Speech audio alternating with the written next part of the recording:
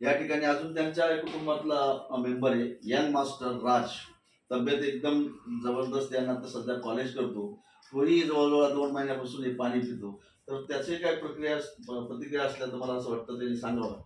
Can water हे actually पाणी जे आपण इपिग्लॉटिस जेव्हा पितो पाणी तेव्हा पिताना एकदम हलकं वाटतं पिताना, म्हणजे Wow. जे ताण येतो ना घशावर तो येत नाही आता. बरं. त्यामुळे आवाज पण चांगला निघतो. Wow. आणि मी पण ऍक्च्युली माझा पण आहे ना पप्पासारखा ऍसिडिटीचा प्रॉब्लेम होता, खूप झाली होती, म्हणजे या वयातच माझी ऍसिडिटी व्हायला लागली होती. हं. मी खूप मध्ये मध्ये माझा खूप चहा व्हायचा, त्याच्यानंतर माझी ऍसिडिटी डायजेस्टिव्ह वीक झाली होती. हं.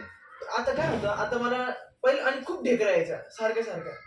पण आता काय झालं की कॅन वॉटर पिल्यानंतर माझ्या ढेकऱ्या ऑलमोस्ट 95% कमी झाल्या. म्हणजे ऍसिडिटीच कमी झाली तुझी. ऑलमोस्ट नीलच झाली पूर्ण ऍसिडिटी. आणि जे मी जे जड वाटायचं मला शरीर, जे स्थूल झालं होतं माझं, ते स्थूलतच गेली शरीरातली, एकदम डायजेस्टिव्ह सिस्टम एकदम क्लिअर व्हायला लागली.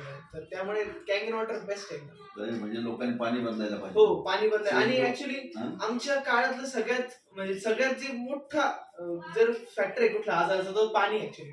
कारण 95% आजार पाण्याने होतात. तर माझ्या मते पाणी बदललं तर शरीरात सुद्धा 70% पाणी आहे. हो. त्यामुळे पाण्यावर कधीच आपण महत्व देत नाही. तर इथून पुढे लोकांनी 70% जे शरीरात आहे त्याला महत्व दिलं पाहिजे. Yes. आणि हल्लीच्या काळामध्ये पोल्युशन वाढल्यामुळे निश्चित पाण्याचा विचार झाला पाहिजे. आणि प्रत्येक कुटुंब जर इंडियन वॉटर हे डिव्हाइस पाणी बदलल्याने एकदम सुखी फॅमिली राहू शकते. एवढं सांगतो. Change your water, change your life.